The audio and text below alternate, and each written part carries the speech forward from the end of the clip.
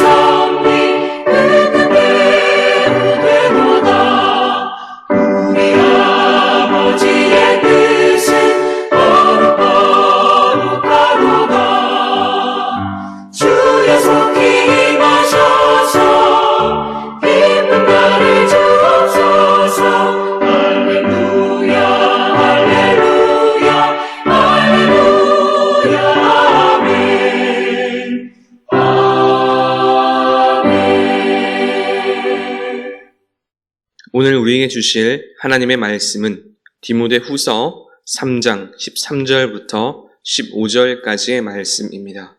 디모데후서 3장 13절부터 15절까지의 말씀을 제가 봉독하겠습니다.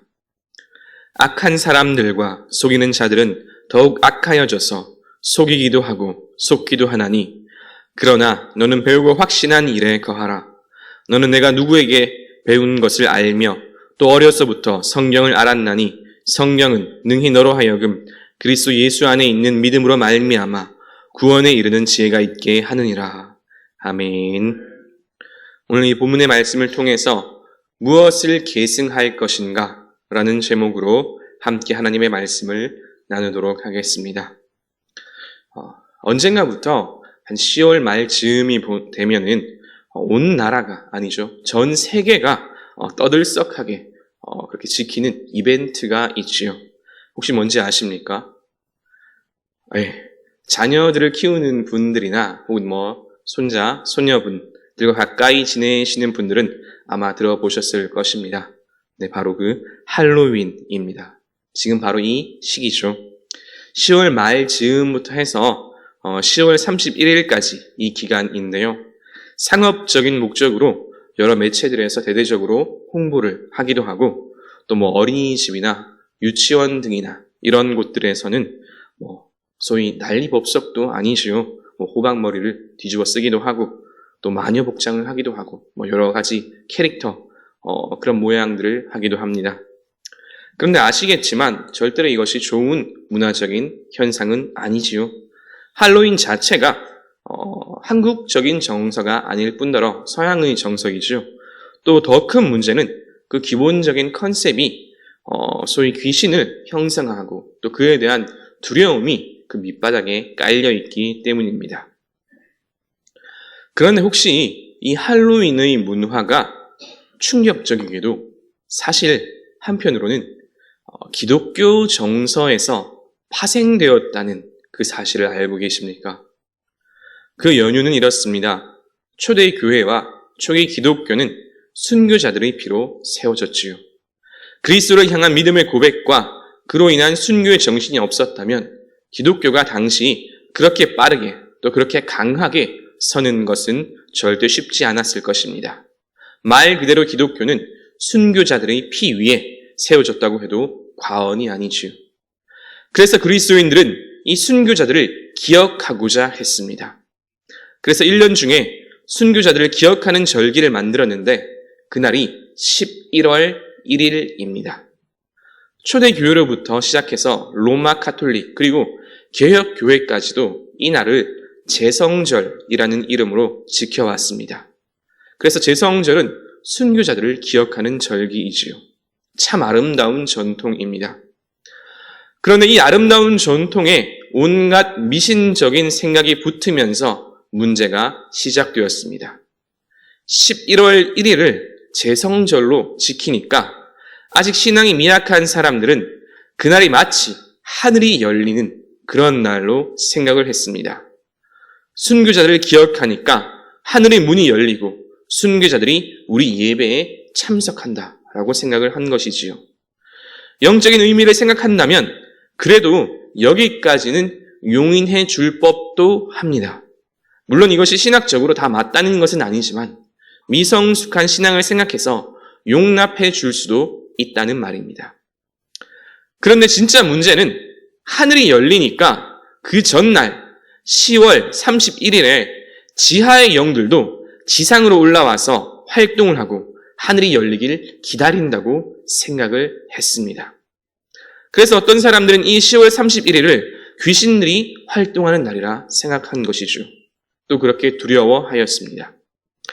그리고 그렇게 두려워하던 차에 어떤 사람들은 혹 귀신들의 모습을 내가 하면 그와 비슷한 모습을 하면 귀신들이 저 사람은 저 존재는 나와 비슷한 존재라고 착각을 해서 그 사람들에게는 해를 끼치지 않을 것이다 라고 생각을 한 거죠. 그래서 그렇게 생각을 하면서 10월 31일에 귀신 복장을 하던 것이 오늘날 이 상술과 결합해서 할로윈이 된 것입니다. 순교자들을 기리고 또 생각하는 그 제성절이 귀신을 두려워하는 할로윈으로 대체된 이 역사를 여러분들은 어떻게 생각하십니까? 오늘날 제성절에 대한 이야기를 하는 사람들은 사실 별로 없지요. 그런데 그런 절기가 있었는지조차 모르는데 할로윈이라는 이 이벤트는 전 세계적으로 온 세상이 떠들썩하게 지키고 있습니다. 이제는 아예 대중적인 문화로 자리 잡아가고 있는 현실이지요. 이러한 현실을 통해서 우리는 본질을 잘 알고 제대로 이어받는 것이 얼마나 중요한지를 생각해 볼 수 있어야 합니다.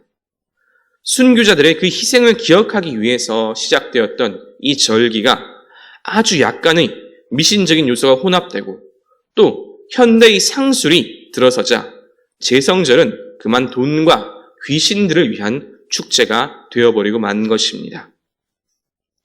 저는 이 할로윈 데이가 결코 좋은 현상이 아니라는 것을 말하는 것, 이것과 동시에 그 이상으로 본질을 올바로 계승하는 것이 얼마나 중요한지에 대해서 함께 나누고자 합니다. 이에 앞서서 한 가지 질문을 더 드리면서 말씀을 시작하고자 합니다. 지금까지 10월 31일이 이 세상적인 문화, 할로윈이라고 이야기를 했었는데요. 그런데 혹시 또 이날 10월 31일이 무슨 날인지 알고 계십니까? 공교롭게도 10월 31일은 바로 종교개혁이 시작된 날입니다. 종교개혁자 루터 목사님은 부패에 가는 이 로마 카톨릭에 맞서서 독일의 위텐베르크 성당에 95개조 반박문을 붙이지요. 그날이 바로 1517년 10월 31일입니다. 올해는 종교개혁 505주년이 되는 해입니다. 참 흥미롭지 않습니까? 이게 무슨 역사의 장난인지 똑같은 10월 31일인데 한쪽은 할로윈이라고 해서 온갖 세상 문화를 즐기고 또 한쪽은 이제 종교개혁의 의미를 다시 한번 기억하고자 합니다. 그렇게 우리는 이 시기에 무엇을 계승하고 또 무엇을 개혁해야 하는지에 대해서 다시 한번 생각해 볼 필요가 있습니다. 이를 위해 성경을 한번 찾아보고자 합니다. 오늘 본문의 말씀은 디모데 후서이지요. 디모데 전 후서는 아시는 대로 모두 바울이 후배 사역자인 디모데에게 보낸 편지입니다. 흔히 목회 서신이라고 부릅니다. 이는 바울이 이 디모데를 위해서 목회 사역에 대한 조언과 지침을 담고 있기 때문입니다. 오늘의 이 말씀도 바울이 디모데에게 보내는 목회의 지침 가운데 하나입니다. 오늘 바울은 디모데에게 크게 3가지 지침을 알려주고 있습니다. 그 첫 번째 지침은 배우고 확신한 일에 거하라라는 것입니다. 배우고 확신한 일에 거하라는 것입니다. 이 말은 분명하고 확실한 신앙 안에 있으라는 말씀이지요. 디모데의 시기는 바울을 비롯한 여러 사도들의 열정적인 전도와 또 선교로 인해서 복음이 폭발적으로 전해지는 시기였습니다. 그런데 이와 더불어서 복음을 사칭한 가짜 복음들, 이단들 역시 우후죽순으로 생겨나던 시기였지요. 오늘날도 한편으로는 비슷하지요. 얼마나 많은 이단들이 있습니까? 많은 사람들이 이단에 속아 넘어가고 또 미혹되고 있습니다. 우리가 해야 할 일은 그 많은 사람들에게 변질되지 않는 올바른 복음을 전달해 주는 것입니다. 그런데 충격적인 것 가운데 하나는 오늘날 미혹된 사람들의 상당수가 원래는 성경과 예수 그리스도에 대해서 관심이 많은 사람들이었다는 것입니다. 그렇게 이단에 빠졌다가 돌아온 사람들의 이야기를 들어보면 대부분 비슷한 이야기를 하지요. 교회에서 예수님에 대해서, 복음에 대해서 제대로 알려준 사람들이 없었다고 말입니다. 예수 그리스도와 복음에 대해서 호기심과 관심, 또 갈급함이 있었는데 알려주는 사람은 없고 그때 마침 이단과 사이비가 교묘하게 접근해서 미혹하였다고 하지요. 그런데 이는 바울 당시에도 그 상황이 비슷하였습니다. 바울을 통해서 복음을 받아들였지만 그 이후로 제대로 배우지 못했습니다. 그런 상황에서 미혹하는 사람들이 오자 복음의 날개 그늘 아래에서 하나둘 빠져나가는 사람들이 생기기 시작한 거죠. 그렇기에 바울은 디모데를 비롯해서 그리스도인들에게 분명하고 확실한 신앙 안에서 성장하는 것이 얼마나 중요한지를 계속해서 강조하였습니다. 그렇지 않으면 겨우 힘들게 이 전파한 이 복음이 훼손되고 또 겨우겨우 성장해가던 이 그리스도인들이 무너질 수도 있었기 때문입니다.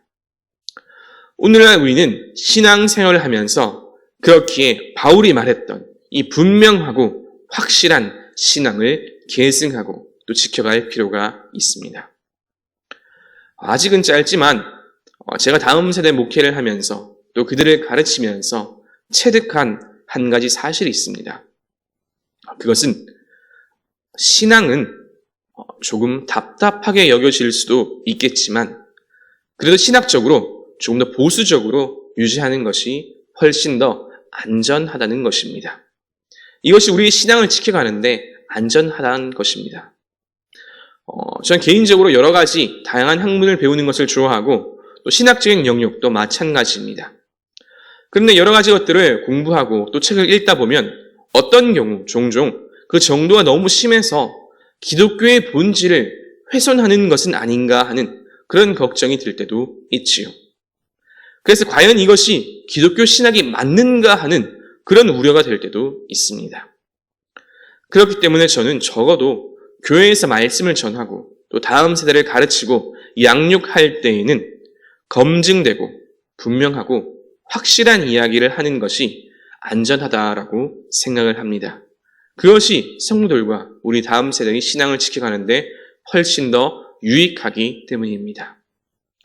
신앙을 계승하는 데 있어서 바울이 했던 두 번째 지침은 누구에게서 배웠는지를 기억하라는 것입니다. 누구에게 배웠는지 기억하라는 것입니다. 바울은 디모데에게 누구에게 그 신앙을 배웠는지 기억하라고 말합니다. 디모데는 누구에게 그 신앙을 배웠을까요? 가장 먼저 떠올릴 수 있는 것은 당연히 이 편지를 쓰고 있는 바울이지요. 디모데는 바울의 제자입니다. 그렇다면 디모데는 바울로부터 무엇을 배웠을까요? 디모데가 바울로부터 배운 가장 중요한 것은 두 가지입니다. 첫 번째는 당연히 바로 복음입니다. 기독교의 가장 순수한 말씀은 무엇일까요? 당연히 복음이지요. 하나님이신 예수님께서 인간의 몸으로 이 땅에 오시고 우리의 죄의 문제를 해결하시기 위해서 십자가에서 죽음을 감당하셨습니다. 또 죽으셨을 뿐만 아니라 3일 만에 부활하시고 승천하셨습니다. 그리고 최후의 날에 심판주로 재림하셔서 심판하시고 우리도 함께 부활할 것을 믿습니다. 여러분들은 이 사실을, 이 복음을 믿으십니까? 아멘. 그렇습니다. 이것은 우리가 절대로 잊지 말아야 할 가장 중요한 복음입니다. 그리고 바울이 디모데에게 가르쳤던 두 번째는 바로 전도와 선교입니다. 바울은 조금 전에 우리가 함께 고백했던 이 분명하고 확신한 말씀을 전하는데 그의 전생을 바친 사람이지요. 그런데 바울이 이 평생을 걸쳐 전한 이 복음 전파의 명령을 최초로 하신 분이 누구일까요? 바로 예수님입니다. 예수님께서 부활하시고 승천하실 때 제자들에게 그리고 우리들에게 마지막으로 하신 말씀이 있습니다. 마태복음 28장 18절부터 20절까지의 바로 지상명령입니다. 예수께서 나와 말씀하여 이르시되 하늘과 땅의 모든 권세를 내게 주셨으니 그러므로 너희는 가서 모든 민족을 제자로 삼아 아버지와 아들과 성령의 이름으로 세례를 베풀고 내가 너희에게 분부한 모든 것을 가르쳐 지키게 하라. 볼지어다 내가 세상 끝날까지 너희와 항상 함께 있으리라 하시니라. 아멘. 무엇입니까? 우리가 기억하고 계승해야 할 것은 예수님의 이 마지막 지상명령, 복음을 전파하라는 명령입니다. 바울은 이 명령에 자신의 전 생애를 걸었고 목숨을 바쳤습니다. 바울의 제자인 디모데 역시 그와 같은 삶을 살고자 했겠지요. 그리고 우리도 마찬가지입니다. 우리는 그리스도인으로서 먼저 복음을 전달받은 자로서 이제 이 복음을 아직 믿지 않는 사람들에게 전달할 책무가 있습니다. 초대교회 전통에 의하면 디모데는 그 목회를 무사히 잘 마쳤다고 합니다. 어떻게 그렇게 안정적으로 목회를 잘 마칠 수 있었을까요? 배운 대로 했기 때문입니다. 바울이 말했던 그대로, 바울에게 처음 배웠던 그대로 행했기 때문에 그에게 맡겨진 그 사역들을 잘 완수할 수 있었습니다.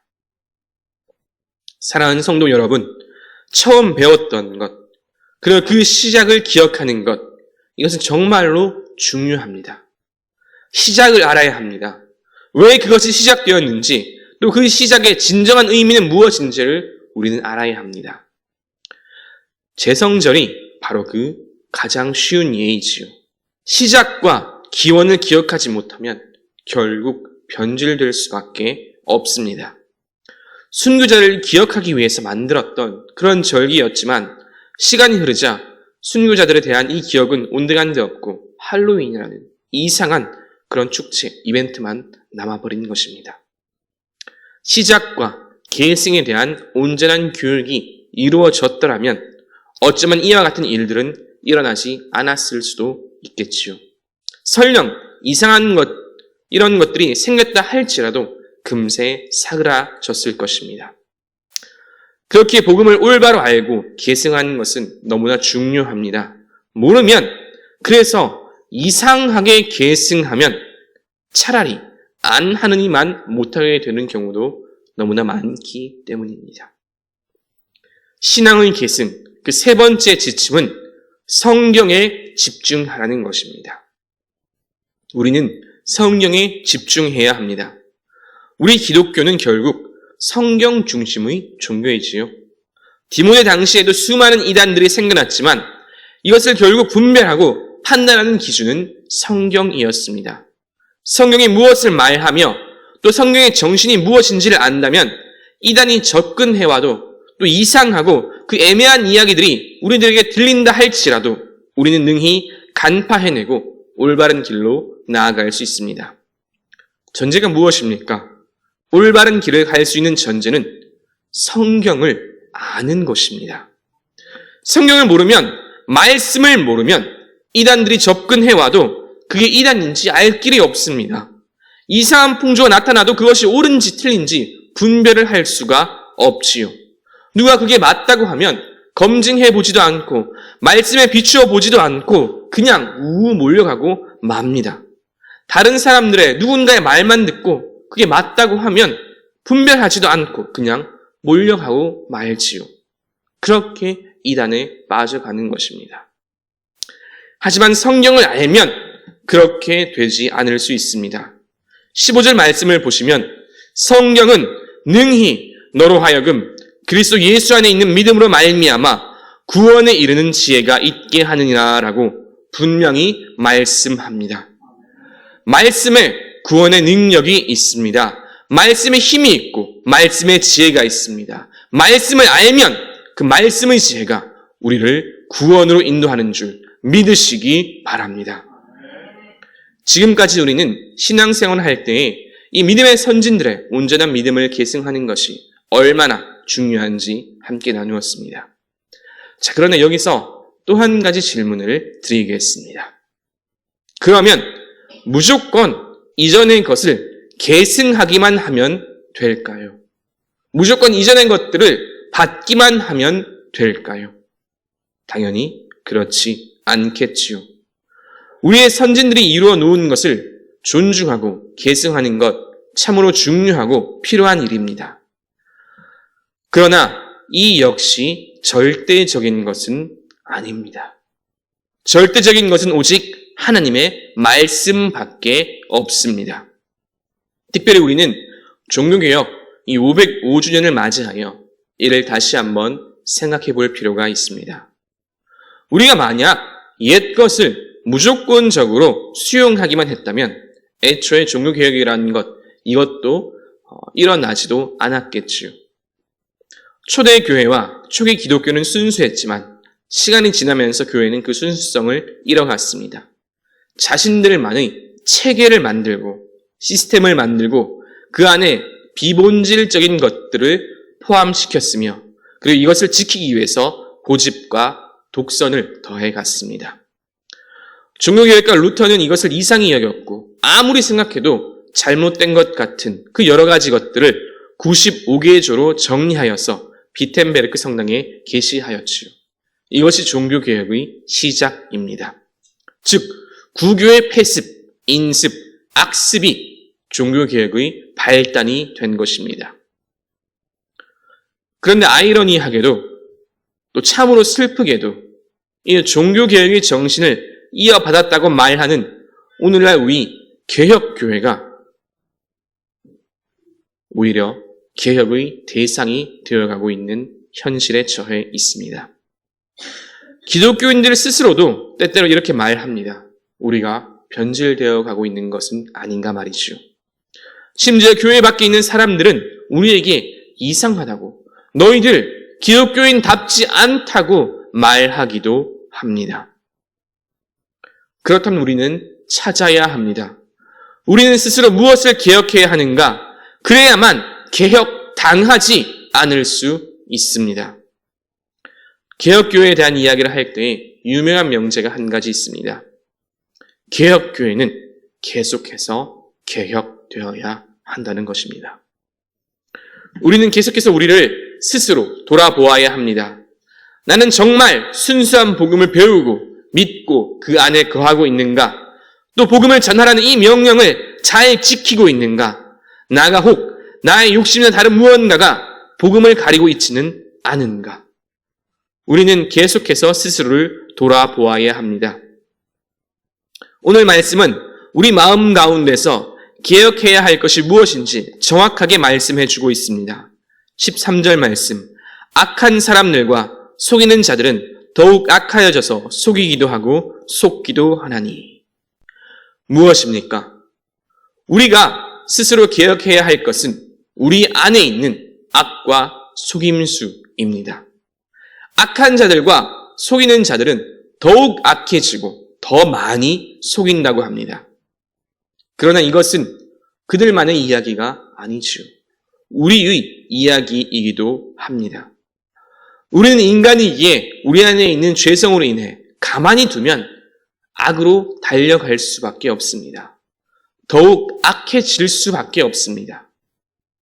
우리는 세상이 악하다고 말합니다. 세상의 속임수가 넘친다고 말하지요. 그런데 가만히 우리 안을 들여다보면 그것이 비단 세상만의 이야기가 아니라는 것을 깨달을 수 있습니다. 우리도 스스로 그리스도인이라 부르는 우리 안에도 그와 같은 모습들이 있음을 부인할 수 없지요. 그렇게 우리는 우리의 중심을 살펴야 합니다.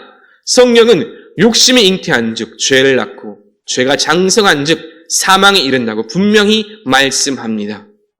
우리 안에서 이런 모습들을 발견할 때 우리는 회개해야 합니다. 그리고 돌이켜야 합니다. 예수 그리스도의 이 죄사함의 은혜에 의지해서 돌아와야 합니다. 돌아올 때 은혜가 있습니다. 사랑하는 성도 여러분, 무엇이 개혁이겠습니까? 잘못된 길에서 돌이키는 것, 이것이 곧 개혁이며 회개이며 은혜입니다. 이제 말씀을 정리합니다. 종교개혁 505주년입니다.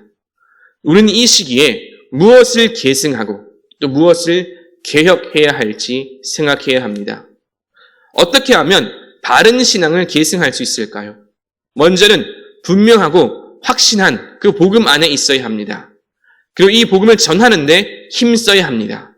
그래야만 온전한 이 복음이 계속해서 전파되고 또 지켜집니다.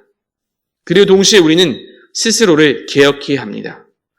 먼저 우리 안에 있는 개혁해야 할 것, 악과 속임수, 죄성으로 인한 그런 부분들을 우리가 깨닫고 또 덜어내고 회개해야 합니다.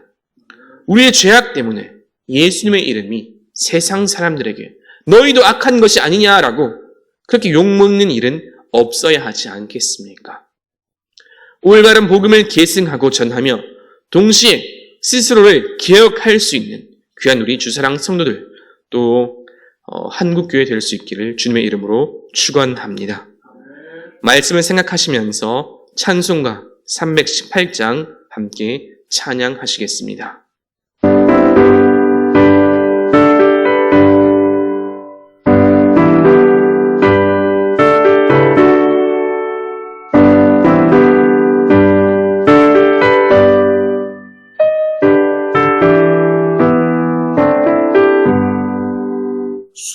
순교자의 흘린 피가 역사 속에 맥박치고 전도자가 뿌린 복음 우리가 항상 밝히었다. 초대교회 귀한 믿음 이어받아 충성하고 선진 그회 값진 생 열매 맺어 보답하자.